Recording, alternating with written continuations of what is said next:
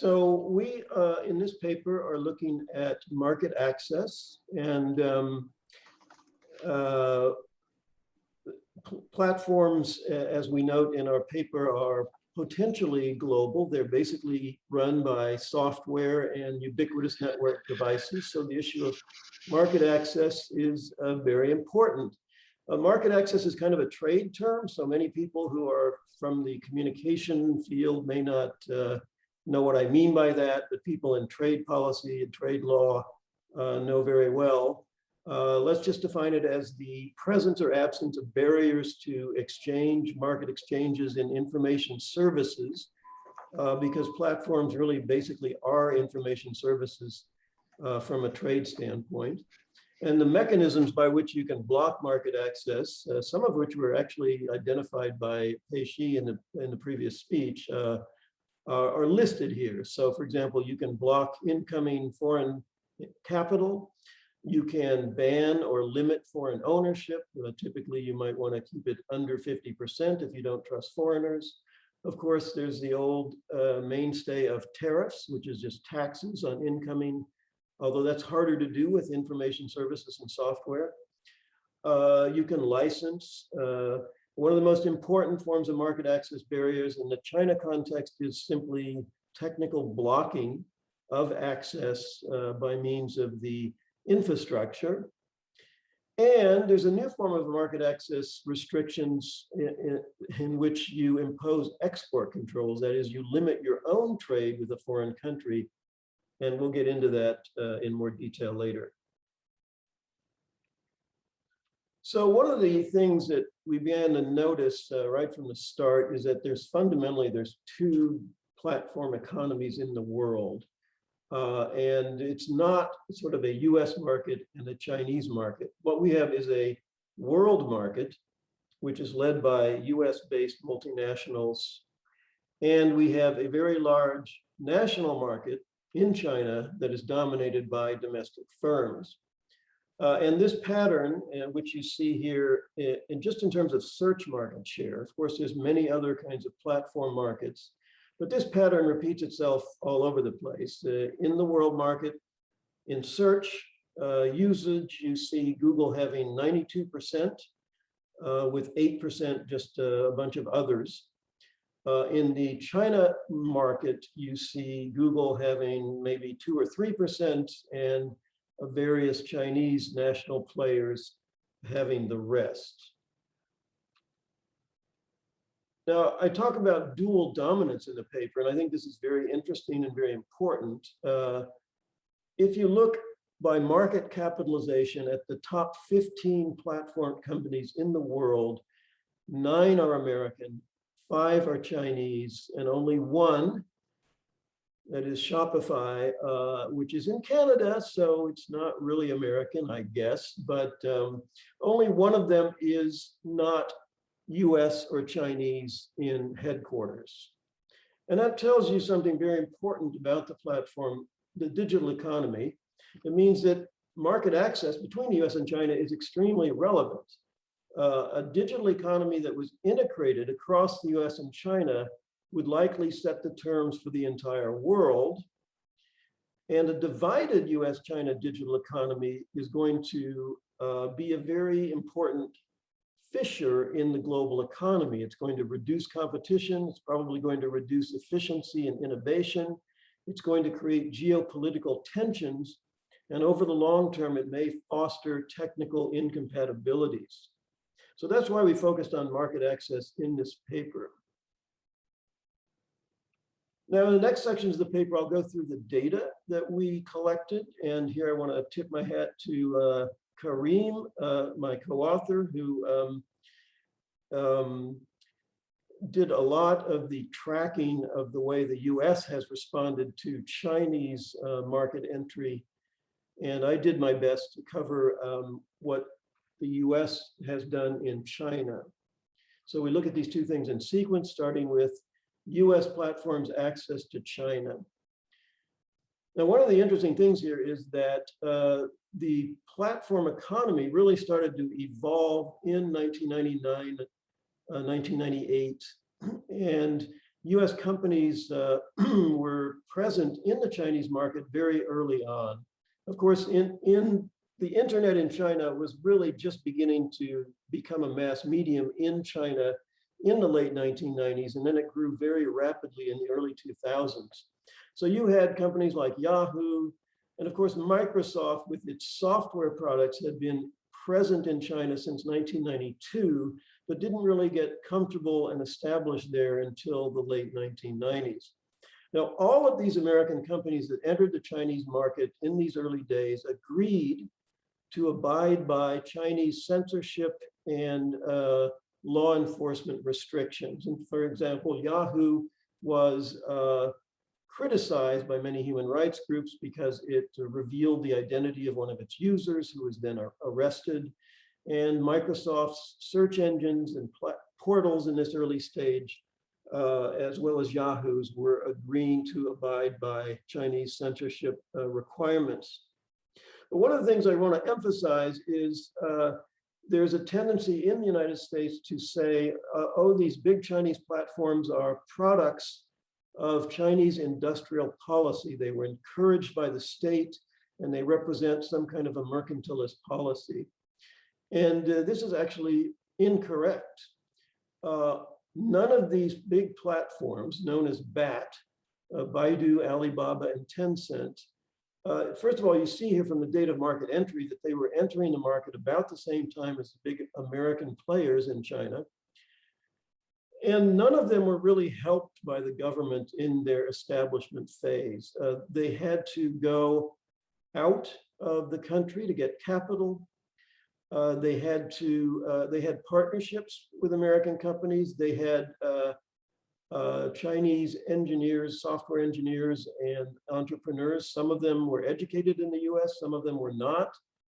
But you can see here that the early platform market in China, that is from about 1998 to 2003 or 4, was extremely competitive. It was market driven, and the companies that succeeded in this market, notably Alibaba, Tencent, were really succeeding because they were competitive in the marketplace. Now, what are the market access restrictions as they apply to platforms in China? The most important one is simply censorship, that where the government just says, we're going to block your domain, we're going to block URLs, we're going to maybe punish people who publish things that we don't like. But there are other forms of access restrictions, including licensing, which Pei-Shi talked about in a very detailed manner. And there are ownership limits on various kinds of services. But here again, we don't have a simple story because sometimes these restrictions are bypassed. So on the right-hand side of this chart, you see the ownership structure for Alibaba Group's variable interest entity, in which they created a very complicated holding company structure that would allow foreign investors to put lots of capital into this Chinese company and bypass some of the restrictions by separating the foreign part and the domestic part. So the domestic part would hold the licenses that would be required and would be restricted to domestic players, and the other wholly foreign-owned enterprises or partially foreign-owned enterprises would provide some of the capital and some of the knowledge that would be needed to run these businesses. So in our paper, and I don't have time to go into any of the details here, we look at the following 4 platform markets: e-commerce, content sharing, ride sharing, and cloud services. What we found was that China's platform economy, to repeat, was market-driven, not a product of state industrial policy or protectionism. There was a substantial foreign presence in the early development of the platform economy. There was foreign capital, there were foreign acquisitions, there were partnerships. The biggest one, of course, being Alibaba and Yahoo, in which for a time, Yahoo, an American company, owned 42% of Alibaba, and they made very big profits on that ownership share when they sold it. What we found is that the most important form of access restriction is internet blocking based on censorship. And then this progressed again in a way that was described well by Pei Shi's discussion of the cybersecurity activities after 2014. Cloud services market access was restricted by what we call data nationalist policies, policies that prevented cloud providers, foreign cloud providers, from having a direct relationship with domestic customers, that required them to, prevented them from owning facilities. They had to cooperate with a Chinese partner, data localization, the data had to be stored, and the data could not be exported to China without some kind of, exported from China without some kind of a permission. We see the real turn here around 2009 when there were ethnic conflicts in Guangdong and Xinjiang, and that made the government very nervous. They started cracking down and blocking content-related services.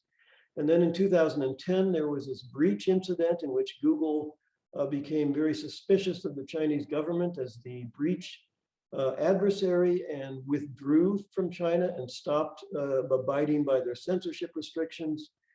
In 2014, you see the more systematic blocking of major foreign platforms, surprisingly late, in my opinion. At least we were surprised by this.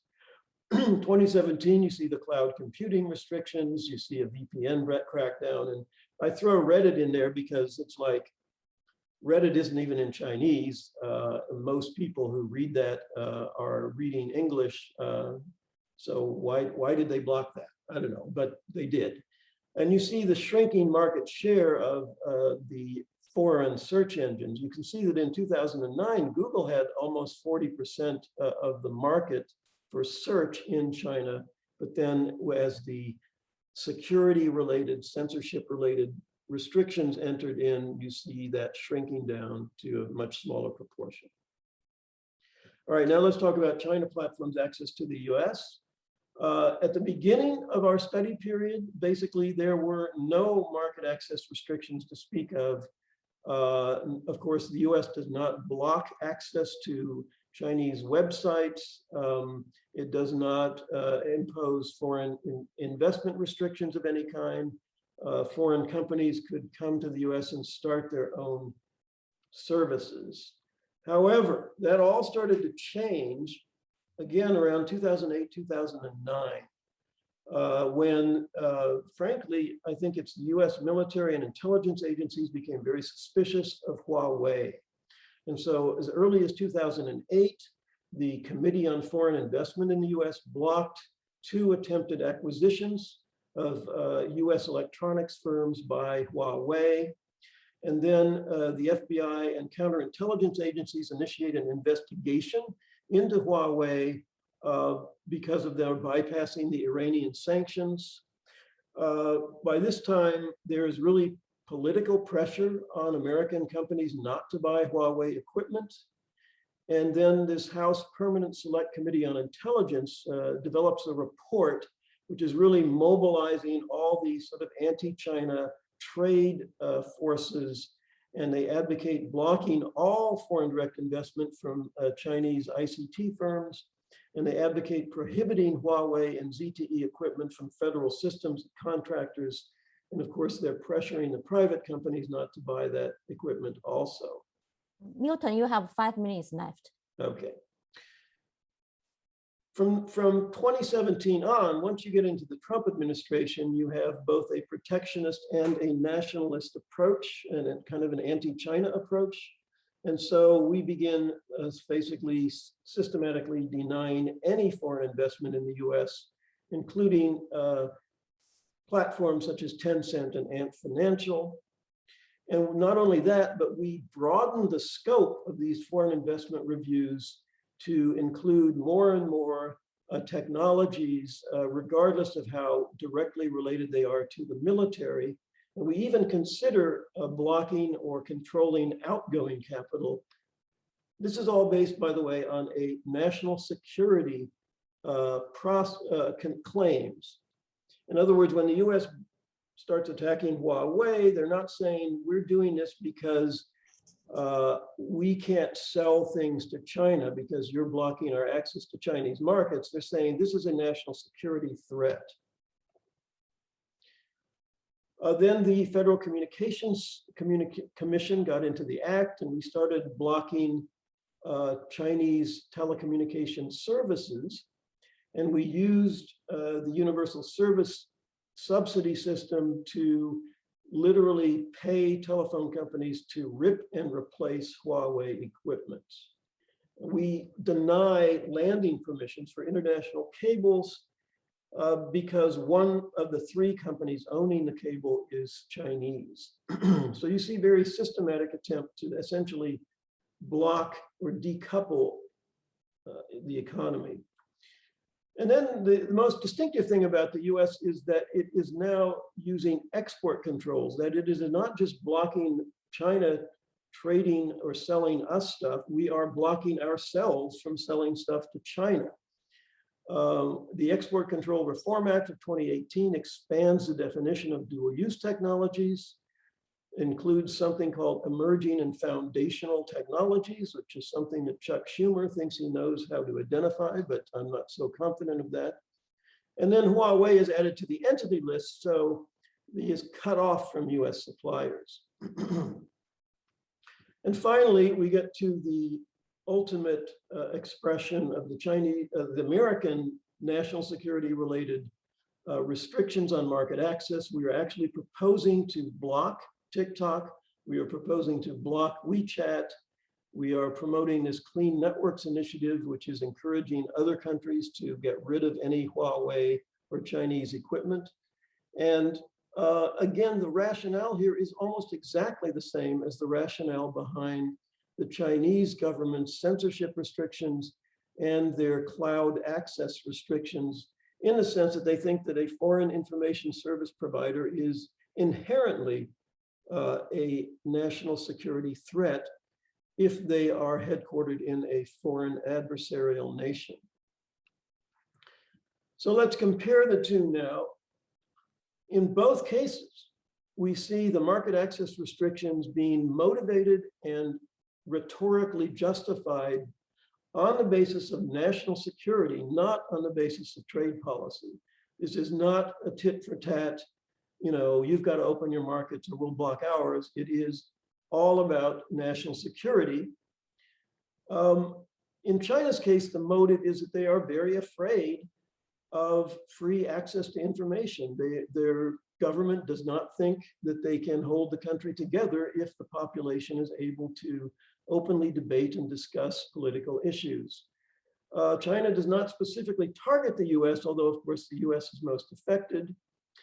And the reason you have things that look like trade restrictions are really because of this control concern, that if you have domestic ownership of infrastructure and if you have data localization, then it's easier for the government to control things.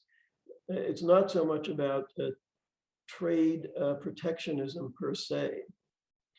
And once those controls in place, China welcomes incoming capital and technology. Of course, they think that they benefit and learn from it. So in the US, we believe that China's growth as an economy and as a technologist is a threat to US superiority. So our restrictions specifically target China, and they apply both to incoming and outgoing export controls. Indeed, just yesterday on CNN, I saw a Republican congressman saying openly and directly, we have to completely decouple the US and Chinese economy. Everybody has to decide what team they are on. And the startling thing about the US is this convergence with China's information control logic. It's very disturbing. So I call this pattern, it's a pattern of interaction. It's not just a policy that has been developed domestically. I call it digital neo-mercantilism. There are a lot of reasons for that. I don't probably have time to go into them now, but I think it's a very interesting historical parallel in the way that trade in the digital economy is now seen as something that we fetishize and make leadership. We think if we're not leading in the digital economy, we're going to be weaker and possibly even threatened by China or other countries. So that's it.